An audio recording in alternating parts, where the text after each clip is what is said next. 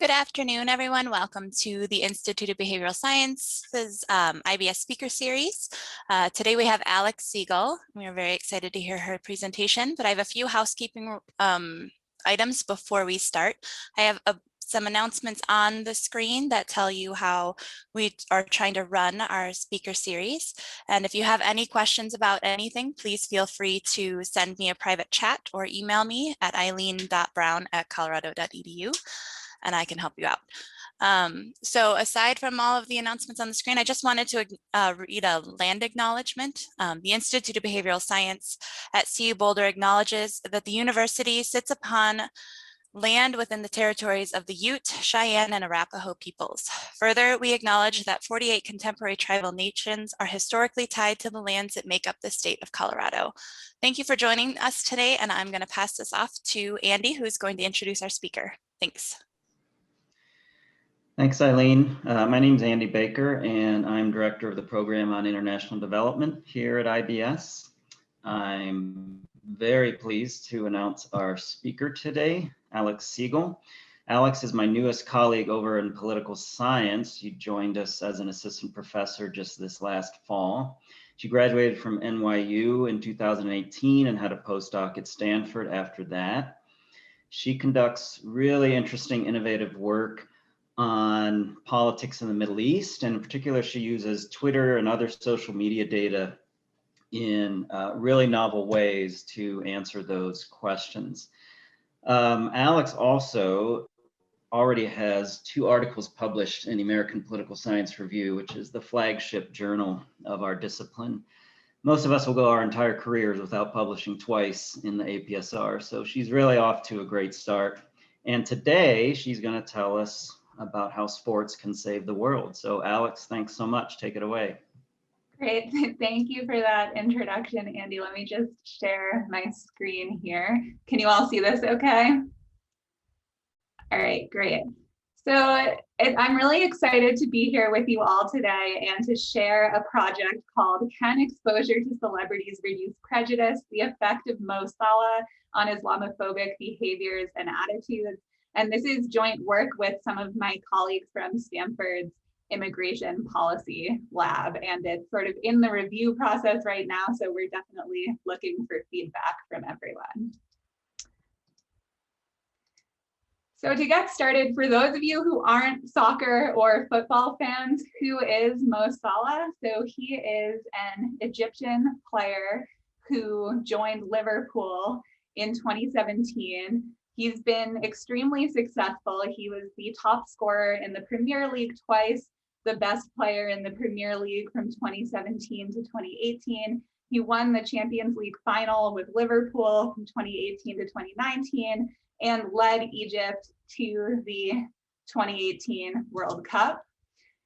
In terms of why we think Mo Salah might be an interesting case for examining prejudice reduction, one of the kind of interesting things about him as a player is that his Muslim identity is very salient. So he frequently prays on the field. In the FIFA video game, his avatar even prays on the field after he scores goals. And the fans are really aware of this, right? So one of the popular chants among Liverpool fans after Salah joined Liverpool was, if he scores another few, then I'll be Muslim too. If he's good enough for you, he's good enough for me. Sitting in a mosque, that's where I want to be.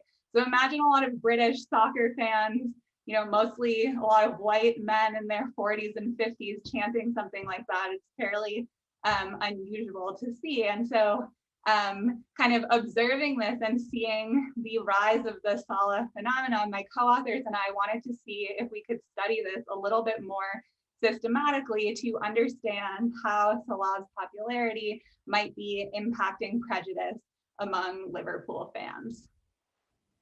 There's been a lot of kind of journalistic speculation about the Salah effect. So this includes headlines like Mo Salah of Liverpool breaks down cultural barriers 1 goal at a time. Liverpool FC's Mohamed Salah, an Arab Muslim sports star, subtly confronting racism and Islamophobia. Footballer Mo Salah is tackling Islamophobia head on, right? So other people have definitely had this thought, but our goal is to take it to the data and see what we can find regarding the ability of Salah's kind of rise to fame to reduce prejudice. So in this paper, we ask more generally, can exposure to celebrities who are members of an outgroup reduce prejudice? And in this case, has exposure to Mohamed Salah reduced Islamophobic behaviors and attitudes among Liverpool fans in the UK? To delve a little bit into the theoretical motivation behind this project, so decades of social science literature have highlighted this idea that contact with members of an outgroup can reduce prejudice. This usually dates back to Alport's 1954 contact hypothesis. And so the idea is that exposure to members of an outgroup can reduce prejudice when certain conditions are met. But in practice, there are often limited real-world opportunities for the types of face-to-face contact that we usually study when testing the contact hypothesis. And so this has given rise to what's known as the parasocial contact hypothesis. And the idea here is that mediated contact with members of minority groups has the potential to reduce prejudice towards that group much through the same channels as more traditional face-to-face contact. And so this literature typically includes things like relationships formed with fans of celebrities. So this could be reporters, athletes, reality show stars, or fictional characters through the mass media. And most of this work in this area, kind of testing the parasocial contact hypothesis, is done in laboratory settings with fictional characters or using observational data where it's really difficult to get causal purchase. The idea behind the parasocial contact hypothesis is that this type of contact basically lowers traditional barriers to contact. So in terms of face-to-face contact, there may be psychological barriers like anxiety around interacting with members of the outgroup. There could be social barriers. There may be social norms around not associating with outgroup members, logistical barriers, often under circumstances of high degrees of segregation. Members of different groups don't have the opportunity to interact with each other. And so what do we know from this literature? Under what conditions might this parasocial contact reduce prejudice? The literature suggests that contact with a celebrity or other actor through the media may reduce prejudice when exposure is positive, sustained, although it's unclear what the exact dosage of this exposure should be, when outgroup membership is clearly signaled, right? So it's not enough for the celebrity or figure to just be a member of the outgroup. Their identity has to be salient and their fans have to be aware of it. And so it seems like in this particular case that Salah kind of meets the criteria under which we would expect that a positive exposure to a celebrity from a minority outgroup might generalize to shift attitudes and behaviors towards that group writ large, or that group as a whole. So in order to get at this in this case, we have three complementary analyses. So the first is an analysis of administrative data on hate crimes in the UK. The second is an analysis of anti-Muslim tweets by UK soccer fans. And the third is an original survey experiment conducted over Facebook of Liverpool fans in the UK.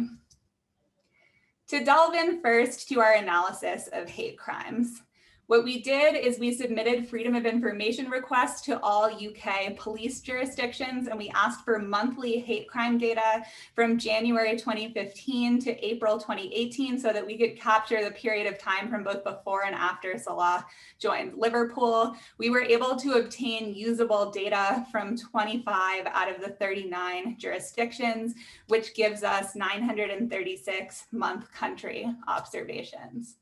So in terms of our research design, our goal here is to predict what the hate crime rate would have been in Merseyside had Salah not joined Liverpool, and then compare that to what we actually observe. So we want to generate a counterfactual prediction of what the hate crime rate would be if Salah had not joined Liverpool in 2017. And we do this using a matrix completion method or a synthetic control approach here. And the basic idea here is that we can use pre-treatment data both from Merseyside and from our other control counties in order to generate this prediction. And so by finding this combination of control units that match the pre-treatment trends in Merseyside, we're able to generate a counterfactual and then compare that to what we actually observe in Merseyside County in the post-treatment period. Right, so this allows us to estimate a treatment effect here. And in addition to using the synthetic control approach, we also use just a difference in difference or two-way fixed effects approach as well and find similar results. So to start with our hate crimes results, what we see here is this is the monthly hate crime rate, and the black line shows what we actually observe in Merseyside County, and the blue line shows what we estimate with the synthetic control method or a counterfactual, the rate that we would have expected to see in Merseyside had Salah not joined Liverpool. And so what we observe is in the post-treatment period, we see 16% lower hate crime rate relative to what we would have expected to find. Now, hate crimes are a very extreme form of outgroup behavior. So we wanted to also find a way to measure Islamophobic behavior among a wider subset of people in Merseyside and among soccer fans in particular. And so to do this, we analyzed Twitter data. In particular, we first scraped the timelines of 10,000 UK-based followers. Oh, sorry, should I take a question at this point? Sure, John? Or maybe that wasn't a hand, I can keep going, okay. Maybe Alexandra, if you have, I don't know if you're gonna talk about this in a second, but my question was the following. Does your conclusion rely on the fact that you have more Liverpool fans of, say, Manchester City fans? In the sense that if Liverpool is the team whose my team is against, so it's like, my arch enemy team, then eventually if there is someone that portrays, Muslim values, etc., maybe I can become even more prejudiced against Muslims. Yeah, let's talk about backlash later in the talk, because that is something that we look at as well. But we do not find systematic evidence of backlash across our analyses. Sorry, I was just pausing for a second because I saw a hand up, but I'll continue and we can do more questions at the end. So with regard to the Twitter data, so we want to find tweets by fans of Liverpool and compare them to the tweets of fans from other teams. So we collect the timelines of 10,000 followers of each of the kind of major teams. So Liverpool, Manchester City, Chelsea, Arsenal, and Manchester United. And we also collect data from Everton fans because they're located in Merseyside County as well, even though they're a rival team. And we made sure that these are old followers, right? People who have been following these clubs from before the time that Salah joined Liverpool, so that we're able to look at a change in their behavior before and after. This results in a data set of about 15 million tweets. What we did here is first we identified tweets that were about Muslims and then classified them as anti-Muslim or not, so we can look at the proportion of anti-Muslim tweets in tweets that are already about Muslims. The reason to do it this way rather than to just look at raw volume, although raw volume produces similar results, is that it may be that events are going on in this time period that cause Muslims or Islam to become more salient. So this just helps us to guard against that.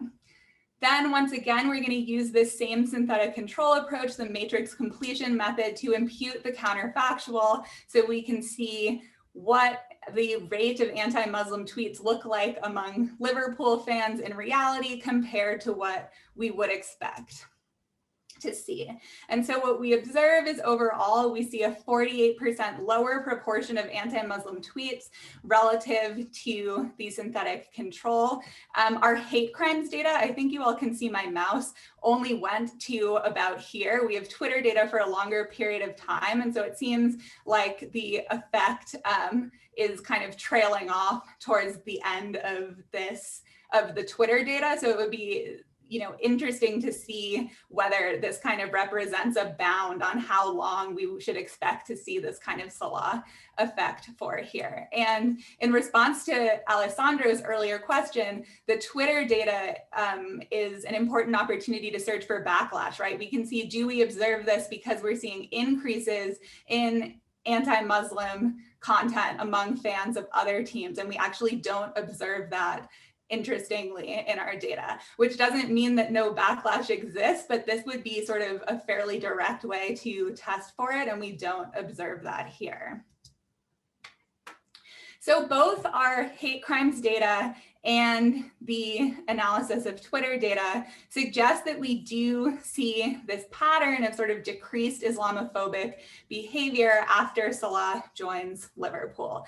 But here, we're not directly testing the sort of parasocial contact hypothesis, because all we're doing is just looking for this change before and after Salah joins Liverpool. So to try to get at this a little bit more directly, we also develop a survey experiment of Liverpool fans on Facebook.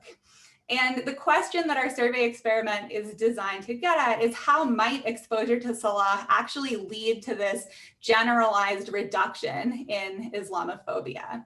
And according to the parasocial contact hypothesis, one of the really important factors that has to be at play in order for this to happen is that the identity of the celebrity figure is very salient, and so they're clearly connected to the outgroup as a whole. So to try to test whether these dynamics were actually at play, in this case, we advertised a survey over Facebook that was targeting Liverpool fans. So this is people who like the Liverpool Football Club page and live in the UK.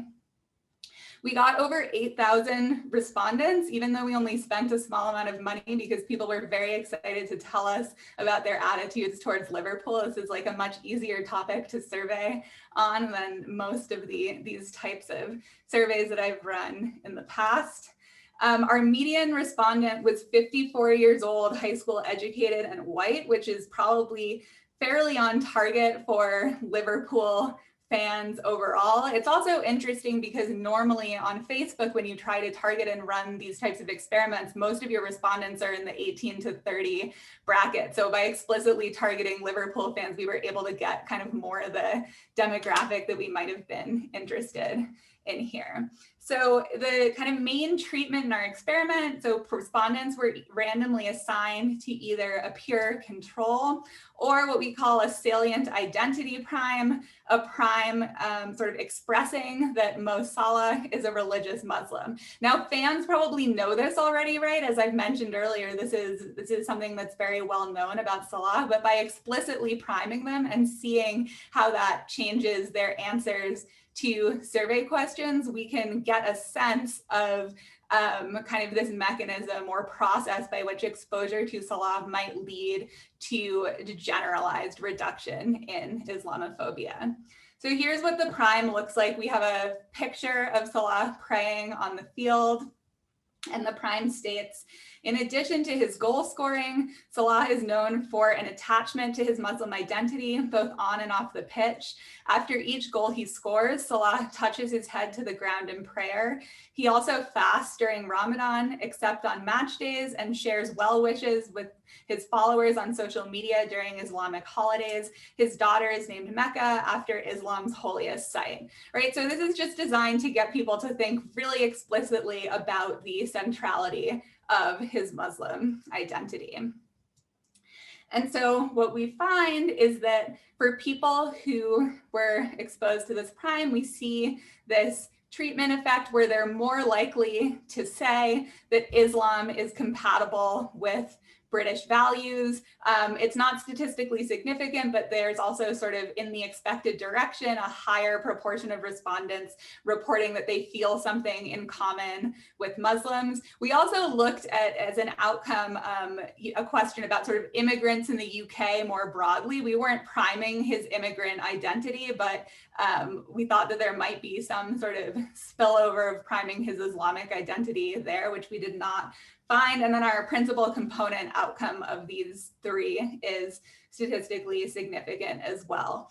Another thing that we tried to do, but that didn't ultimately work in the experiment, was to try to understand whether Salah's success is the main thing that matters here, right? If he weren't successful on the pitch, would we still see a Salah effect? And so we also tried to prime people, basically either emphasizing his success or saying Salah is, not as successful as he used to be, but because he was scoring so many goals in the time period we were running this experiment, our manipulation check suggested that this prime sort of didn't work at all for people, and we saw no difference between people primed with the success versus the failure component as well.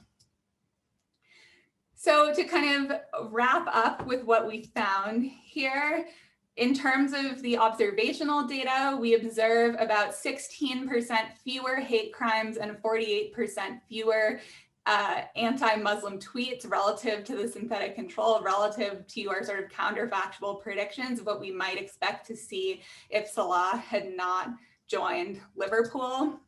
And we think our survey experiment highlights this importance of salient outgroup identity for parasocial contact to generalize toward the outgroup as a whole. If the kind of relevance of the celebrity's identity is not salient, and perhaps if they are not seen as kind of a typical member of the outgroup, even though they have this celebrity status, we would not expect the parasocial contact to kind of work in this way that it does with the Salah effect.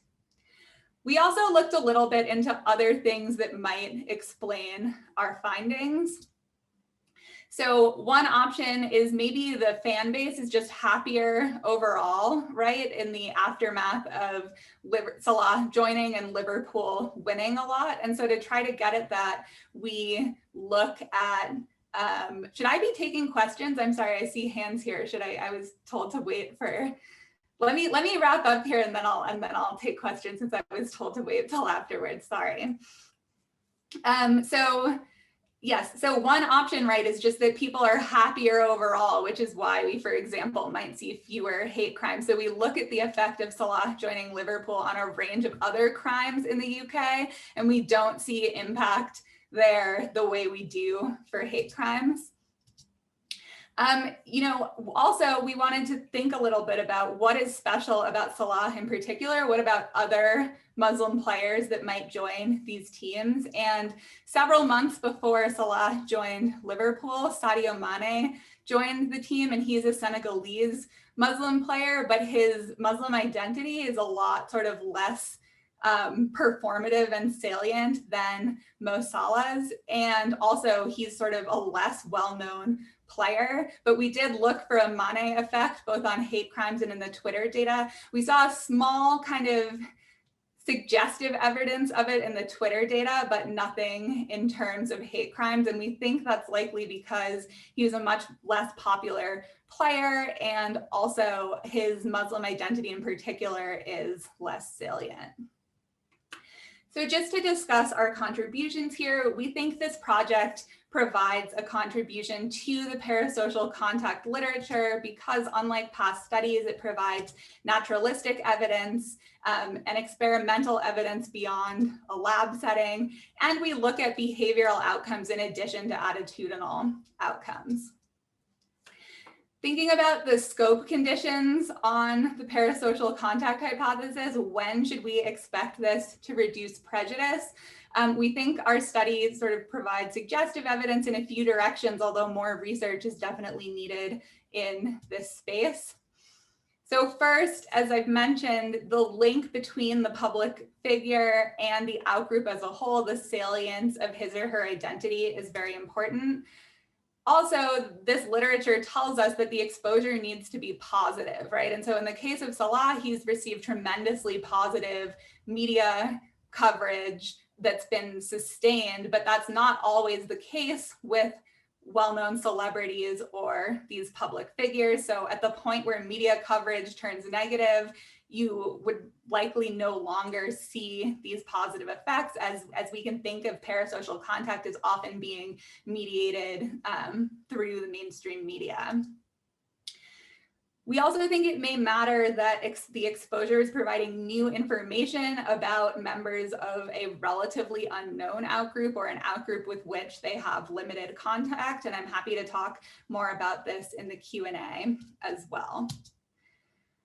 I think doing this project kind of convinced us that a lot more research is needed in this space to understand more generally the effects of exposure to underrepresented minority celebrities on prejudicial attitudes and behaviors in diverse contexts. And we're currently planning a few follow-up studies to try to better understand the generalizability and scope conditions here. So thank you so much. And I see a lot of questions already, which I'm looking forward to taking. I think I saw John Griffin first. Thanks, Alex. I've already warned Alex that I'm a huge Liverpool fan, so I probably know too much about this topic. But it was a great talk, and obviously with the big attendance and lots of questions, you can tell there's a lot of interest in the topic. So I think, you've already kind of hit on what I think are some of the potential critiques. And I think I just wanted to maybe push on a few of those a little bit more and maybe also offer some suggestions. So one interesting thing on the timing of this is that there's a big concern about racist abuse online going on in the Premier League right now. Like in the last couple months, a number of Black players and also South Asian players have been abused. Well, have actually come out and said that they've been getting personal messages of racist abuse and that they're not going to take it anymore. And I don't think anyone's under the illusion that it wasn't happening before, but players are now starting to speak out against it. And so, so I'm kind of trying to jive kind of your results with this kind of macro phenomenon, which is that Black players are rather, fans are exposed to Black players all the time, and they abuse them all the time. So I think that one of the things you said, which I think is very true, is the positive effects of exposure are probably limited to when things are going well. And you don't really have a lot of variation on when things are going well, because Salah scored 40 goals in his first year. Liverpool won the Champions League, they won the Premier League. They're actually not doing very well right now, and he's not doing very well right now.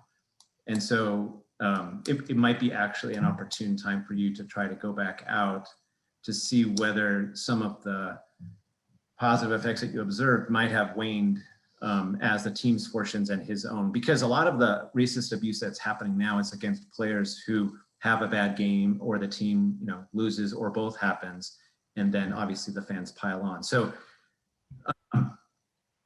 so that was just one constructive suggestion.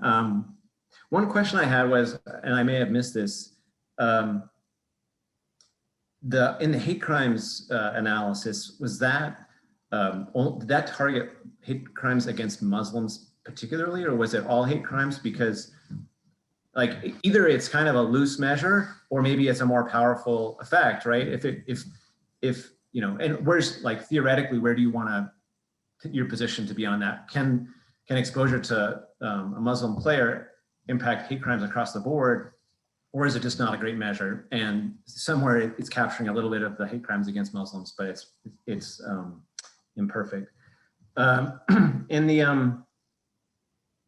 It wasn't clear to me.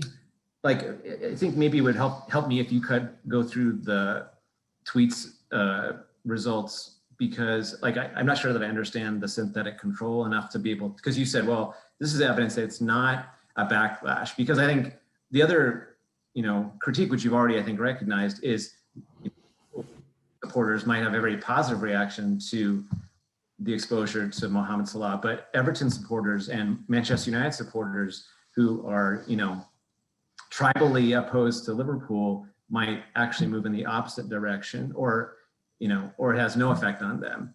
And it's just not, it wasn't like it kind of looked like the synthetic control was continuing to go up. And I thought, if I understand, well, maybe if you could just go through that again to explain how that demonstrates that there's not a negative reaction among the non-Liverpool supporters, that would be helpful to me. And then similarly, I think it would be great if you did your survey experiment in Liverpool among Everton supporters, because I think it's helpful to see that seeing that image evokes some positive feelings among Liverpool supporters, but it might have no effect or a negative effect among Everton supporters.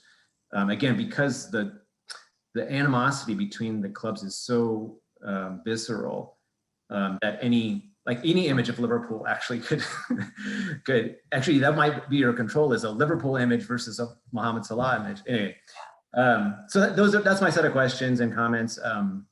Obviously very interested in the project and looking forward to seeing where you take it. Great. So thank you so much for these. Let me, I wrote them down, but let me respond to some of them quickly, and then I'll take other questions. So first, in terms of the backlash, so I'm sorry if this was confusing. So the synthetic control approach itself doesn't do anything to guard against backlash, right? Because it might just be that we see like the same rate among Liverpool fans and higher rates of anti-Muslim speech among members of other clubs. But we can look at the raw data and see, are we seeing an increase among other clubs in this period after Salah joins Liverpool? And that's what we don't observe, which is just like suggestive evidence that there doesn't seem to be backlash in the tweets of the fans of other clubs. But I really like this idea of trying to get at it with a survey experiment as well. I think that would have been really interesting. And you're right, in our period, we just don't have a lot of variation in how well Salah is doing. And so in some future extensions of this, we're interested in looking perhaps like in this specific context, but in others as well, where we can track these dynamics over longer periods of time. Does this only work when the player is really successful? And one thing that you brought up that's kind of interesting is in other contexts, like for example, sub-Saharan African players on like the French team say, there are these quotes where it's like, when I score goals, they say I'm French. When I lose, they say I'm Senegalese or Congolese, right? But what's really interesting about the Salah case is this, obviously it's just some chance, right? But it seems to be like this embrace of his Muslim identity while supporting him, rather than his identity being different, making him an outgroup member. And how likely this is to happen in other contexts, I don't know. We haven't observed it in this same way as much in other contexts, but I think kind of understanding that's important for getting at the scope conditions under which we might expect to see these kinds of things. Because like in addition to the chant I showed you all in the beginning, there's another one that's like, Mo Salah, sent by Allah, he's always scoring, it's never boring. Like there's really a lot of positive discussion of his identity, which I think is kind of unusual in this case. And your final point about who's targeted by the hate crimes, right? So in an ideal world, we would have data on just anti-Muslim hate crimes, but only some of the jurisdictions disaggregate. From the places where we have disaggregation and from the information given to us by the departments, we know that on average about 40% of the hate crimes in this period are directed against Muslims, which is a lot when you think about Muslims making up like 5% of the total population. But again, this measure is somewhat noisy because of this. And we can like try to limit it just to where we know they're anti-Muslim hate crimes, but it becomes a bit too noisy just because we don't have the data so systematically across the jurisdictions. Right, thanks. Let's see, Sarah. Yeah, this is super interesting. So thank you so much for this. I mean, and the 3 different kinds of data, I mean, it's really compelling that there's some effect here, although I know there's some questions about other things happening at the same time and all that, but it's really, really interesting. And one of my questions was, I wondered, and maybe you covered this and I missed it, why it was a Facebook survey and not a nationally representative survey where you could still see if they were like Liverpool fans or whatever, but I wondered about why you went the Facebook route. And another question I had, which is maybe similar to a question from John, is that I wondered, you might not have data about this, but if you had data about the intensity of crimes versus the frequency, that might be really interesting too, because I would imagine for some really committed racists that this might, like the intensity of a few crimes might increase, but the overall number maybe goes down. And then my third and last question, I promise, is whether or not, and you've probably already thought about this, but does the effect trickle into the general population?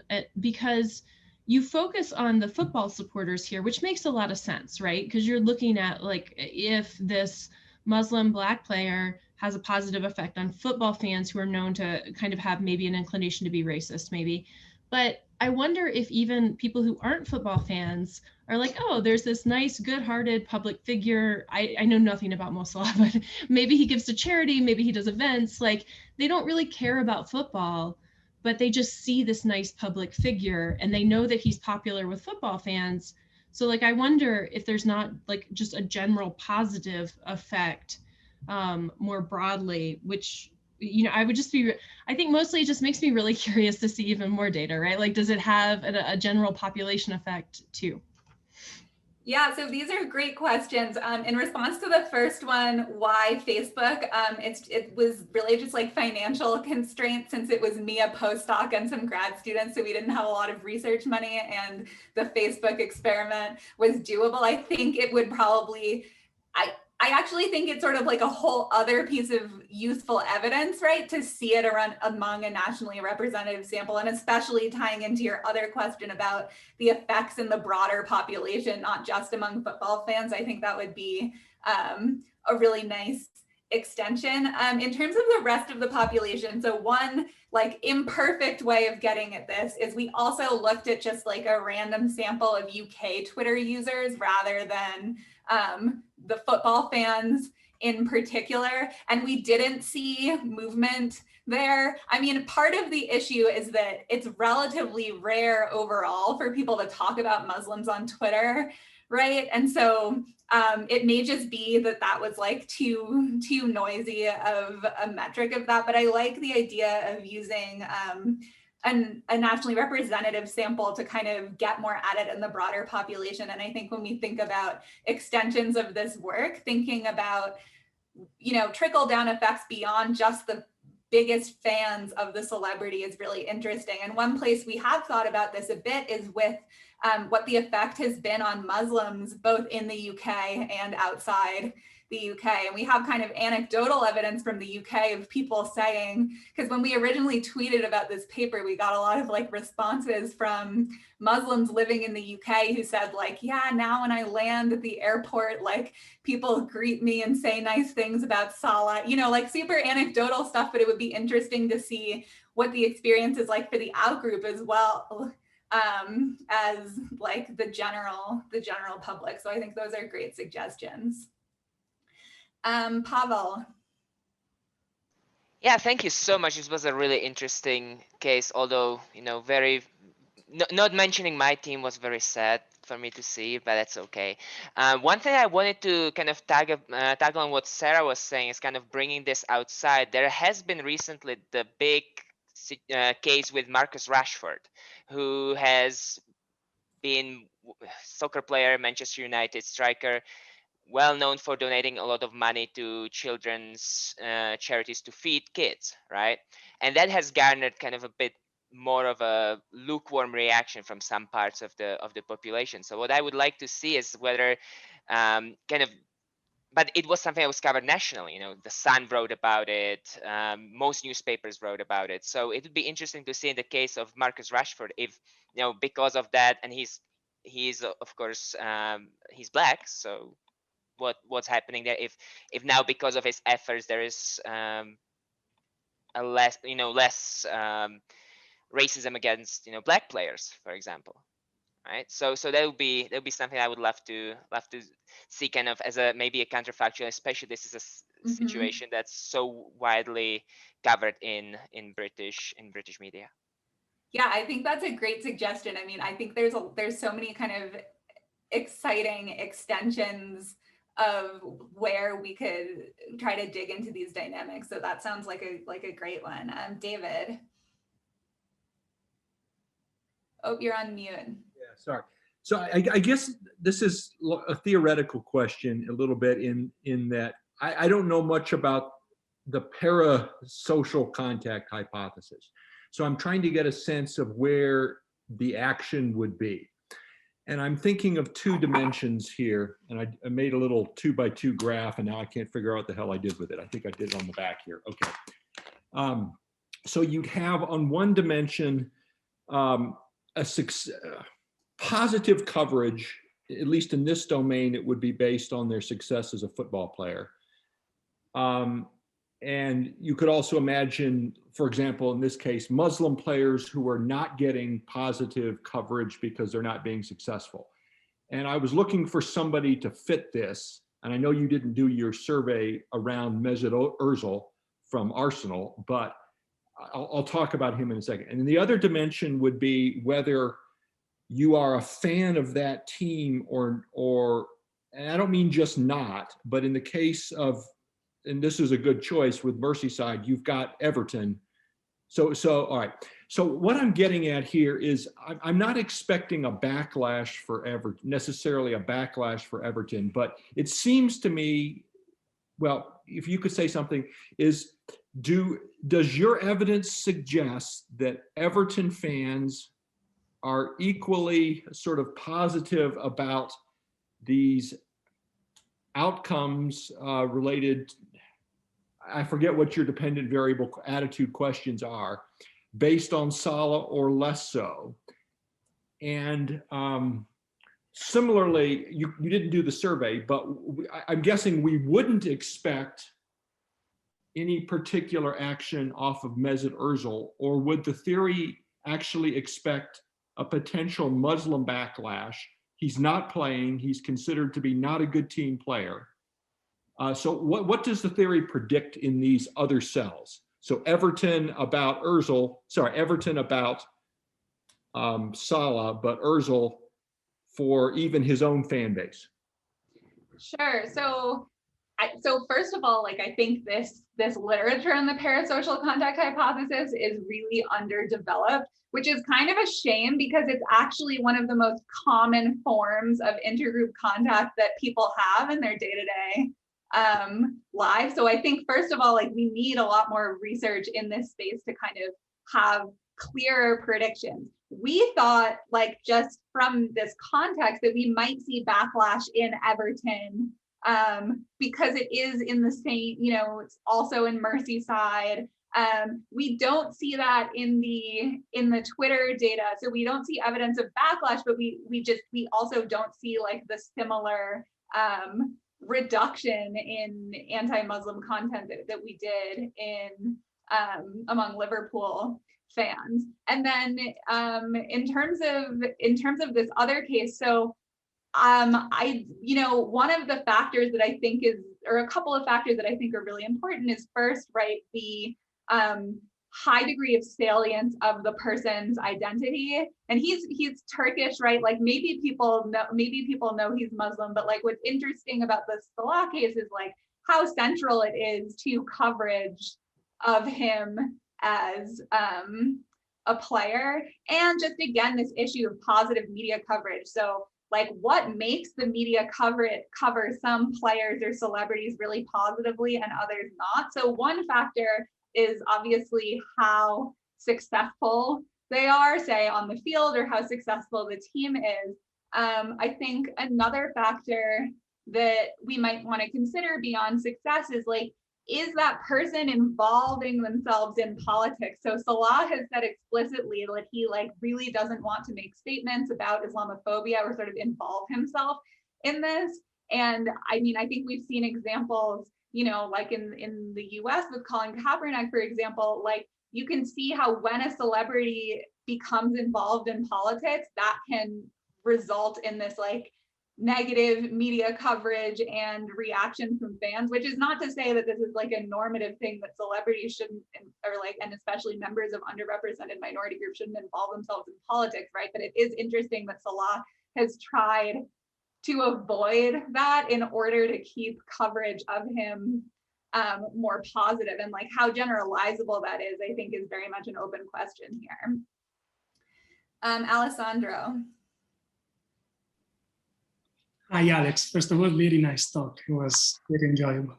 So I have a couple of comments. The first actually something that might actually, you know, help you even to sell better even your results, in the sense that my understanding is that, you say that Mo Salah joined Liverpool on June 2017, right? Mm-hmm. So I think that was the same month where there was actually the London Bridge attack, which was instead basically, you know, and the only thing that I would like to have some clarification there is that I remember reading in The Guardian at the time, and actually there was an anti-Islamic reaction after that. Yeah.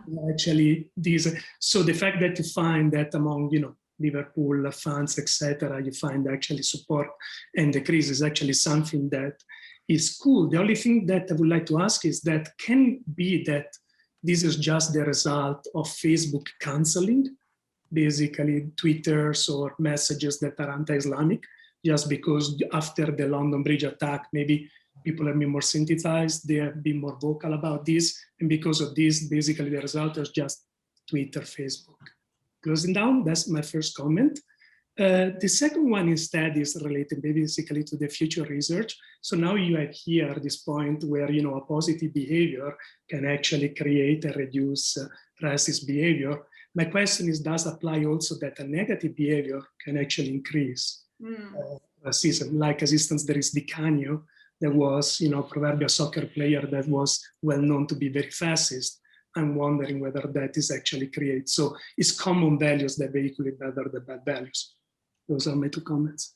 Thank you. So in response to the first thing, so yes, so we did look at, because there were attacks just prior to Salah joining Liverpool, one in Manchester and one in London. And so with the hate crime data, we wanted to sort of see whether our results might like be driven by an increase in hate crimes in those places. And so we tried re-estimating you know, excluding Manchester and London to see what's happening there, and it doesn't change our results. In terms of the tweets, so this particular Twitter data was collected in real time, so we should have the deleted content. I mean, it's possible that like lots of accounts were getting suspended in this period, but that doesn't, we haven't sort of observed that in our data among these kind of fans of soccer team accounts, but I think that's...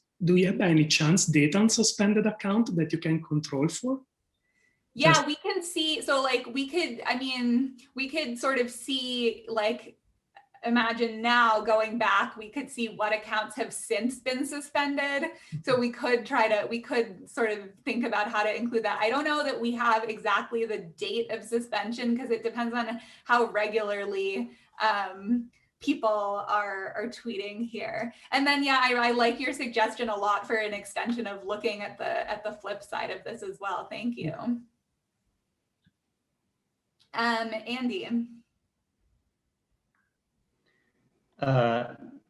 So you mentioned Colin Kaepernick, so I did want to ask that question. Like, what do you think the effect of political protest is on mass attitudes? Maybe Kaepernick's crime here was not being all that good anymore, unlike Salah. But I also wanted to ask the Tim Tebow question.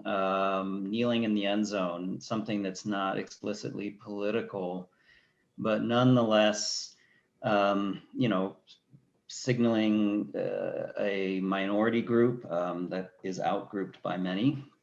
And what do you think the consequences of that kind of move would be?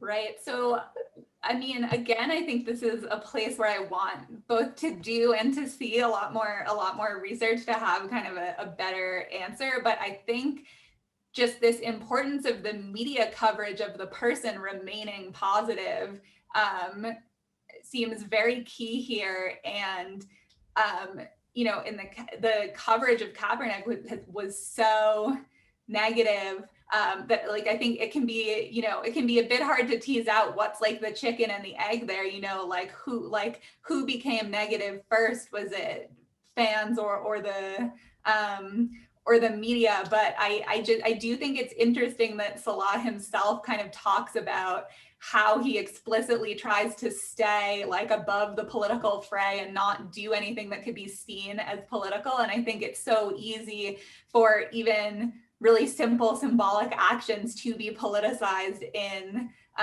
this context. I mean, I also think that there could be other potential benefits to celebrities and athletes taking those actions. I just think they often result in really polarizing media coverage, which makes it hard to kind of continue these sorts of effects that I think we're observing in this context. Clara. Hi, Alex. Super interesting. So I just had a question. So I guess the implication of this study is that having a figure like Mo Salah, who has a positive influence in the community, would hopefully lower the biases of the public on other Muslim people. Is that the implication? Okay. So then from this study, it's not clear whether these fans of Liverpool are like okay with, you know, this Mo Salah person being anything like alien or whatever. They're like fine as long as he's like scoring, or if that would actually translate to their perceptions of other Muslim people, right, who is not Mo Salah. So since you mentioned that you may do like subsequent studies, that I thought maybe you could have pictures of like other Muslim people. So I know you have a picture of Mo Salah like praying, but then people may be like, oh my gosh, he like scored and then like he's praying right now, right? So maybe take that out. And then like I know psychology, they have like they show pictures like when they try to measure perceptions or biases, and then try to measure people's reactions to like just general Muslim people, like men praying or whatever that, you know, that they do. And if that actually translates, people who have favorable views about Mo Salah also have favorable views towards other Muslim people, or if it's just limited to Mo Salah himself.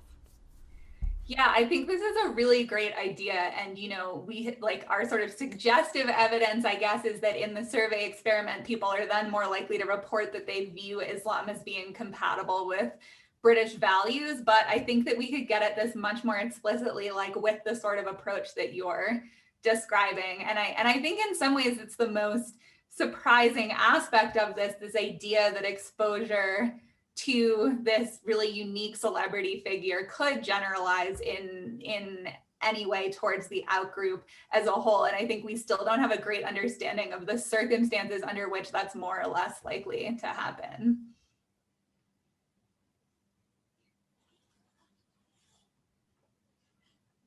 Let's see, are there more questions, or are we? I'd like to ask you something if I could. Also, Alexandra, really interesting. But I don't take this as criticism because I like this a lot, but I'm trying to think through the why should I care question here.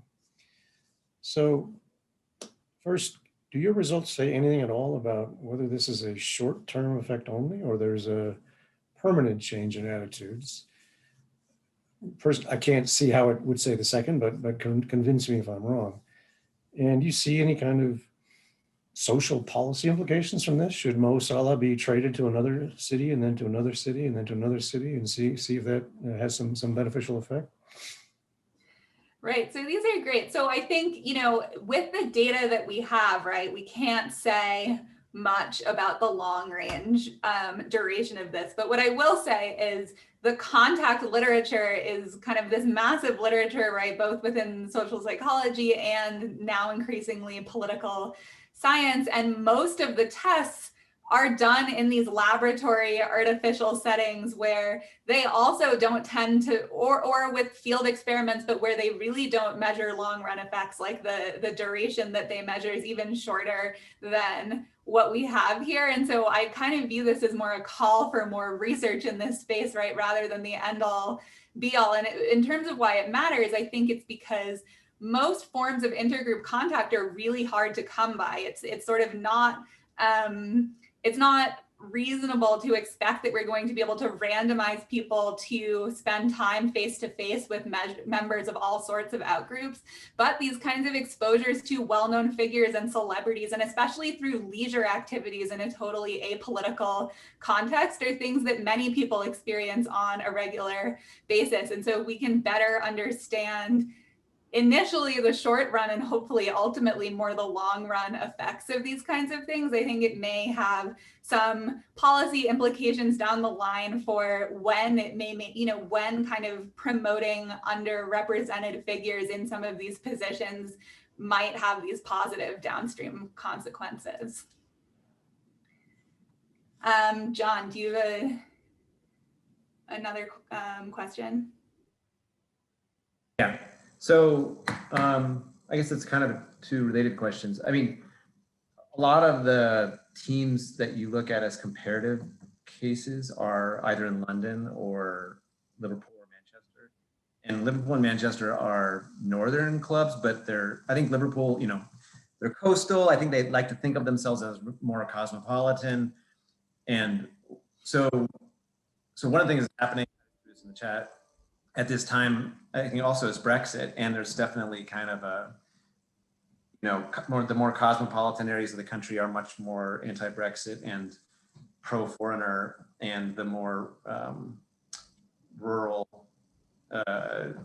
economically depressed parts of the country are pro-Brexit, anti-foreign. So it might be better, again, like given unlimited time and money, to look at Newcastle and Sheffield and Barnsley and places that are economically depressed, because I think some of the generally positive attitudes that you observe might be because you're looking at London and Manchester and Liverpool. Yeah, I think that's a really good idea. I mean, one thing I guess to push back on a little bit is still that like Liverpool fans have been known for racist hooliganism and that kind of thing. And like in our survey experiment, it's like that, average respondents, like a white man in his 50s in the UK, who like, these people don't generally express like super high levels of tolerance towards members of an outgroup. But I think that you're right that, you could understand it kind of like at a deeper level and be more confident in the results possibly if we had included some of these other teams too. And I think if we look at this either like as an extension in this context or in a different context, it is really useful to think of like, how are we putting together our counterfactuals and how does that kind of influence what we find? I think that is about time unless we have any follow-up questions, but thank you everyone for participating, and yeah, thanks Alex. Thank you, and there's a ton of useful stuff in the chat as well, so I really appreciate all of your feedback.